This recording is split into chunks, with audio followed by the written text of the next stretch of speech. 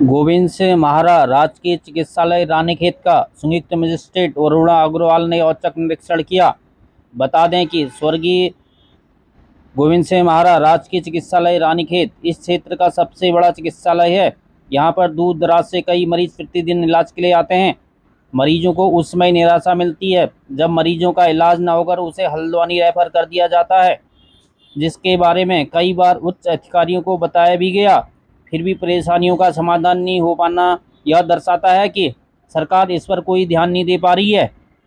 जहां एक तरफ सरकार यह कहती है कि हर मरीज को सभी प्रकार का इलाज उसके नज़दीकी अस्पताल में मिल जाए, लेकिन मरीजों के लिए यह एक सपना सा है। जहां सरकार ने जन औषधि केंद्र के माध्यम से मरीजों को सस्ती दवाई दिलाने के लिए जन औषधि केंद्र खोले थे, वहां आज यह देखा जा रहा है कि जो दवाइयां डॉक्टर साहब लिखते हैं वह दवाइयां जन औषधि केंद्र में उपलब्ध नहीं होती हैं। इस प्रकार मरीजों को काफ़ी परेशानी का सामना करना पड़ता है। इन्हीं परेशानियों को देखते हुए संयुक्त मजिस्ट्रेट अरुणा अग्रवाल ने आज औचक निरीक्षण किया।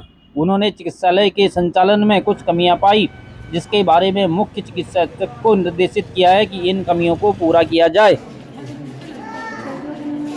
कि आज 31 जुलाई को हमारे द्वारा प्रातः औचक निरीक्षण किया गया था गोविंद सिंह नेहरा अस्पताल का। तो उसमें सारे डॉक्टर्स की उपस्थिति को पहली बार देखा गया था। तो डॉक्टर्स उपस्थित थे उस टाइम पे कार्यालय में और उनके द्वारा पेशेंट्स का इलाज किया जा रहा था।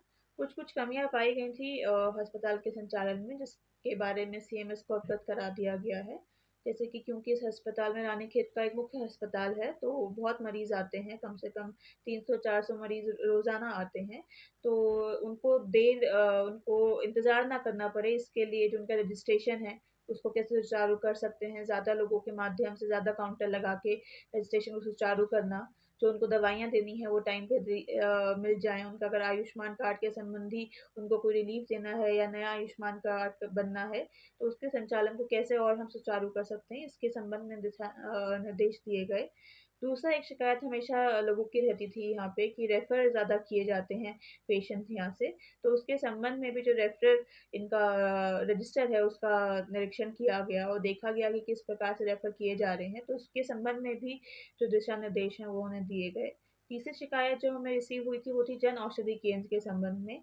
जब हम मौके पे गए थे, जन औषधि केंद्र उस टाइम पे संचालित नहीं किया गया था, उधर वो बंद पाया गया। तो उसके संबंध में कठोर कार्रवाई के लिए हमने ऊपर भी पत्राचार किया है और सीएमएस को भी निर्देश दिए गए हैं कि उसका स्टॉक और जिस प्रकार से जो मेडिसिन का वितरण किया जा रहा है और दिया जा रहा है, उसके संबंध में जांच करके हमें आख्या उपलब्ध कराएंगे। ड्यूटी चार्ट के संबंध में सीएमएस का कहा जाता है कि हर डॉक्टर का नाम और नंबर लिखा जाता है, तो उसमें कुछ लिखा गया?